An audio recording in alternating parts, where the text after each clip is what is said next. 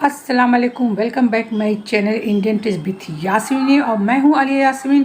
तो आज लेके आई हूँ 1.5 कप मैदा में किस तरह आप ट्रेडिशनल स्ट्रीट फूड बना सकते हैं और घर में अपने पूरे फैमिली के साथ खा सकते हैं अब बहुत ही मज़े की। तो मुझे उम्मीद है कि आप इस रेसिपी को देखने के बाद ज़रूर और जल्द से जल्द बनाइएगा और टेस्ट में कहीं भी कोई डिफरेंस नहीं आएगा और बहुत ही लाजवाब और टेस्टी है।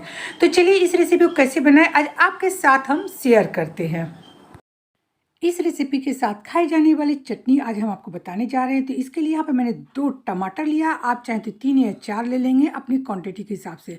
और साथ ही लाल मिर्च लिया है 8 से 10, जितना तीखा उतना ही मज़ेदार बनता है।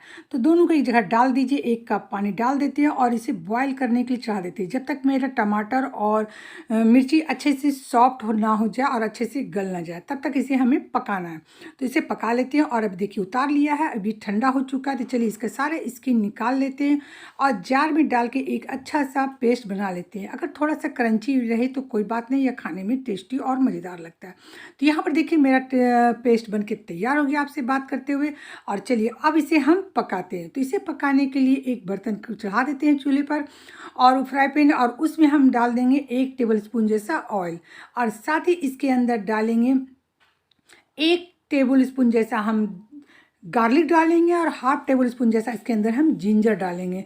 दोनों को अच्छे से पकाना है जब तक ये मेरा हल्का सा कलर चेंज हो, जलना भी नहीं है, ज़्यादा ओवर कुक नहीं करना है और कलर भी चेंज ना हो अच्छे से, यानी रॉपन इसका ख़त्म हो जाए, यानी कच्चापन ख़त्म हो जाए। तब इसके अंदर हम डाल देंगे अपना पिसा हुआ टमाटर। देखिए यहाँ पर भी अच्छे से भून रहे हैं और कलर भी चेंज नहीं हुआ, हल्का सा कलर चेंज हुआ है और इसका खुशबू भी बहुत अच्छी उठने लगी है। अब इसी स्टेप में हम इसके अंदर डाल देते हैं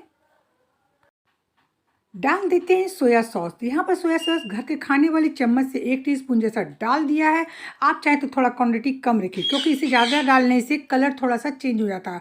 और साथ ही यहाँ पर टमाटर और मिर्ची का जो पेस्ट मैंने बना के रखा था उसे भी डाल देते हैं और इसे मिक्स कर लेते हैं। और मिक्स करने के बाद नमक टेस्ट के अकॉर्डिंग डालें। तो यहाँ पर मैंने 1 टीस्पून डाला था और साथ ही हाफ टीस्पून जैसा मैंने चीनी डाल दिया। इसे डालने से क्या होगा कि नमक एक बैलेंस में रहता है। फिर 1 हाफ टीस्पून जैसा इसके अंदर हम विनेगर भी डाल देते हैं और इसे अच्छे से मिक्स कर। अब इसके अंदर गार्लिक और टमाटर और चिली का जो सीड्स नज़र आ रहे हैं, कोई बात नहीं, ये खाने में उतना ही मज़ेदार लगेगा। ये बन चुका है, 2-3 मिनट पकाने के बाद इसे निकाल लेते हैं और सर्व करने के लिए। तो यहाँ पर देखिए मैंने सर्व किया, थोड़ा सा कलर डार्क आ रहा है क्योंकि सोया सॉस मैंने ज़्यादा डाला था और इससे टेस्ट इसका बहुत ज़्यादा इन्हेंस होता है। तो इसे आप ज़रूर आजमाइएगा। तो 1 बंधा गोभी लिया जिसे अच्छे से कद्दूकस कर लिया। तो आप चाहे तो इसे महीन महीन काट सकते हैं। बस उसके अलावा मैंने लिया है 2 गाजर लिया जिसे अच्छे से मोटा मोटा रफली चॉप कर लिया है। 1 ऑनियन लिया है मीडियम साइज़ का, उसे भी रफली चॉप कर लिया है। 5 से 6 हरी मिर्च लिया है जिसे अभी हम काटने के झंझट से बचने के लिए एक जुगाड़ मैंने लगाया है और आपको वो भी दिखाएंगे। और यहाँ पर लिया है 1 शिमला मिर्च जिसे अच्छे से उसे भी काट लेना है। तो हम क्या करेंगे वो भी आपको हम बता रहे हैं, साथ में आपको देखते जाइएगा। और यहाँ पर देखिए 1 शिमला मिर्च लिया, इसे भी रफली चॉप करना है। लेकिन इसे हम किस तरह से चॉप करेंगे, तो यहाँ पर लिया है मिक्सी का छोटा वाला जार और उसके अंदर मैंने डाल दिया और इसे चलाना है, बंद करना है, चलाना है, बंद करना है। 2 से 3 बार में ये रफली चॉप हो जाता है। यानी जिस आज हम बनाएंगे उसमें वेजिटेबल तो पूरा रहेगा। बच्चे लोग जो वेजिटेबल से भागते हैं, इस रेसिपी के बाद वो बिल्कुल बच्चे वेजिटेबल से नहीं भागेंगे और अच्छे से खाएंगे और दिल चाह के। तो यहाँ पर चलिए जैसे मैंने आपको दिखाया कि मैंने गाजर को कर लिया, हरी मिर्च को कर लेते हैं और सारे सब्जी को इसी तरह रफली चॉप कर लेते हैं जार से। यानी हम अपने हाथ को ज़्यादा थकाने से बच सकते हैं। और किस तरह से हम इसे करना चाह रहे थे, देखिए सारे सब्जी को ले लिया। इसी तरह मैंने शिमला मिर्च को भी, बस शिमला मिर्च को मैं एक बार ही चलाऊंगी और ये अच्छे से हो जाएगा मोटा मोटा ग्राइंड। और इसके अलावा साथ ही मुझे इसके अंदर प्याज को भी मैं हल्का सा रफली चॉप करूँगी 1 से 2 बार चला के। आप देख रहे हैं क्योंकि सारे तो जो बनेंगे जिसके अंदर जाएंगे ये फिलिंग, तो हमें उसे अंदर फाइन चॉक ही चाहिए। तो चलिए ये सब हो चुका है। अब इसके सारे सब्जी के अंदर मैं हाफ टीस्पून जैसा नमक मिला के अच्छे से मिक्स करके और इसे हम आधा घंटा के लिए ढक करके रख देना है ताकि जितना भी पानी ये सब्जी रिड्यूस करेगा उसे मुझे निकालना है। तो चलिए आधा घंटा हो चुका है और सारे पानी को भी हम देखिए अच्छे से हाथ से दबा दबा करके हम सारे पानी को निकाल लेंगे। और निकालने के बाद क्या होगा कि आपका एकदम बिल्कुल जब आप इसे पकाइएगा तो बिल्कुल उसमें पानी नहीं रहेगा और ये बहुत ही मज़े की ये रेसिपी बनके तैयार होती है। तो इसी तरह मैंने सारे सब्जियों का पानी अच्छे से निकाल लिया। अब इस पानी को आप चाहें तो सब्जी में पकाने में यूज़ कर सकते हैं, आटा गूँथने में यूज़ कर सकते हैं। तो चलिए इस पानी को हम साइड कर लेते हैं और इतनी पानी निकली है तो इसे साइड कर लेते हैं। चलिए अब ये जो वेजिटेबल मेरा रेडी हो चुका है तो इसके अंदर हम डालेंगे हाफ टी स्पून पिसा हुआ जिंजर और थोड़ा सा हाफ टी स्पून जैसा गार्लिक और साथ ही हाफ टी स्पून जैसा हम पाउडर डालेंगे ब्लैक पेपर का। आप चाहे तो ताज़ा क्रश करके डालें या पिसा हुआ पाउडर डाल दीजिए। नमक आप चेक कर लीजिएगा, नमक ऑलरेडी हम डाले हुए हैं इसके अंदर, फिर भी अगर नमक कम लगे तो हल्का नमक मिला दीजिएगा। चलिए इसे अच्छे से हम मिक्स कर लेते हैं और मेरा फिलिंग रेडी है अपने के अंदर जाने के लिए। तो चलिए अभी आपको सोच रहे हैं कि मैं क्या बना रही हूँ, तो बिल्कुल कुछ कुछ आपको अंदाज़ा लग ही चुका। और इसके अंदर मॉइस्चर कम ना हो तो हाफ टी स्पून जैसा इसके अंदर हम ऑयल डाल देंगे, यानी मेरा वेजिटेबल अंदर से बिल्कुल टेस्टी और मज़ेदार, बिल्कुल दार्जिलिंगों वाला ये रेसिपी बन के तैयार हो गई। तो सारा सब्जी मैंने मिला दिया, नमक कम लगा तो नमक मैंने फिर से मिला दिया है। और चलिए इस फिलिंग को हम अच्छे से मिक्स करके करते हैं साइड। और इधर चलिए अब हम लेते हैं 1.5 कप मैदा। तो 1.5 कप आप मैदा देख रहे हैं और इसी में मैंने कम से कम 50 पीस बनाया था। और इस रेसिपी को मैं 2 तरीके से बनाई, तो कैसे बनाई आज वो भी आप देख लीजिएगा। तो यहाँ पर मैंने लिया 1.5 कप, उसमें नमक डाला और 1 टेबल स्पून जैसा इसके अंदर ऑयल डाल करके और इसे अच्छे से मिक्स करना है। मिक्स करके इसका सॉफ्ट डो लगाना है। तो यहाँ पर मैंने 1 कप से कुछ कम पानी लिया और इसी से मैं आटा लगाऊंगी। थोड़ा सा पानी बच ही जाता और सॉफ्ट आटा इसे हम लगा लेते हैं। तो चलिए आटा हम लगा के रेडी कर लेते हैं और अच्छे से सॉफ्ट गूँथना है। देखिए कितना अच्छा से गुथा चुका है मेरा और इसे देखिए इतना पानी बच गया है। तो चलिए इसे हम आटा को गूँथ कर नीट कर लेते हैं। नीट कर लिया है। अब अच्छे से इसे हम ढक करके करीब आधा घंटा के लिए आटा को रेस्ट होने के लिए छोड़ देते हैं। तो आटा आप देख लीजिए इसका टेक्सचर इस तरह रहेगा, एकदम इतना ही सॉफ्ट रहेगा। और इसे हम ढक करके रख देते हैं आधा घंटा के लिए।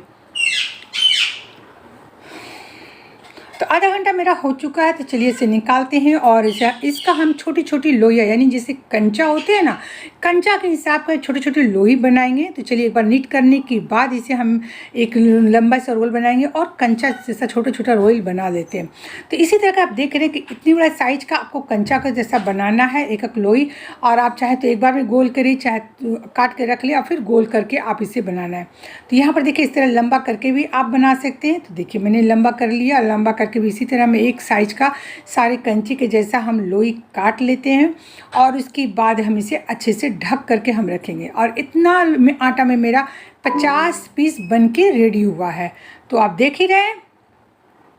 तो देखिए ये 50 पीस मेरा बन के रेडी हो चुका है। और चलिए इसे हम ढक करके अभी रख देते हैं ताकि ये हवा ना लगे और ऊपर से मेरा ये सूख करके कड़ा भी ना हो लोई मेरा। तो चलिए इसे हम ढक दिया और ढक करके करते हैं साइड।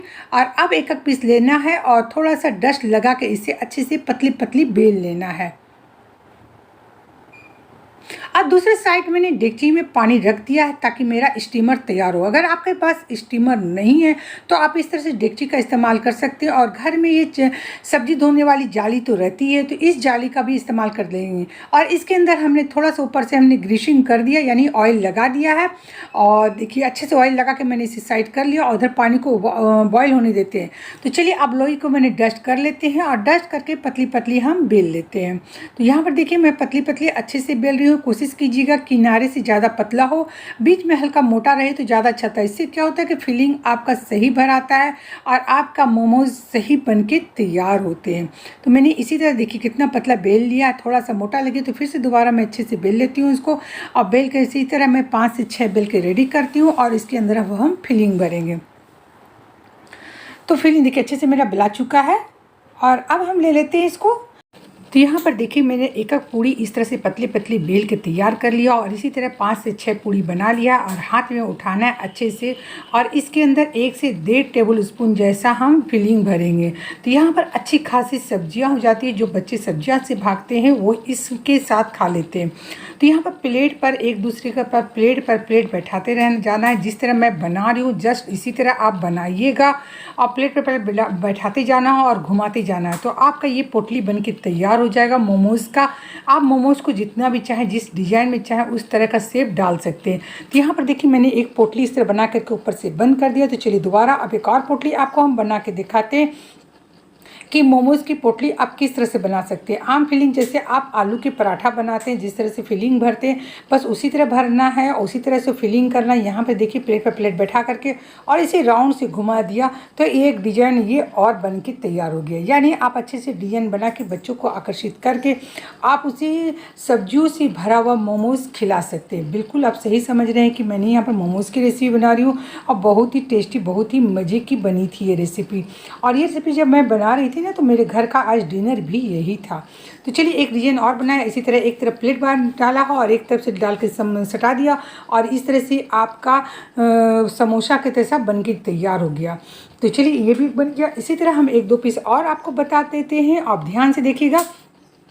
इस रेसिपी के साथ, इसी के साथ मोमोज़ का एक और रेसिपी है, पूरी देखिएगा, स्किप मत कीजिएगा, क्योंकि नेक्स्ट रेसिपी इसके बाद जस्ट शुरू है, वो भी देख लीजिएगा कि आप मोमोज़ को किस तरह से दो स्टाइल से खा सकते हैं आप बिल्कुल घर में, मज़ेदार, टेस्टी और लाजवाब।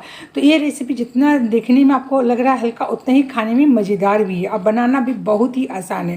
तो इसी तरह का मैंने देखिए एक मोमोज़ का डिज़ाइन मैंने इस तरह से ही बनाया कि पूरा प्लेन साटना है, दोनों कॉर्नर को मिला दीजिए।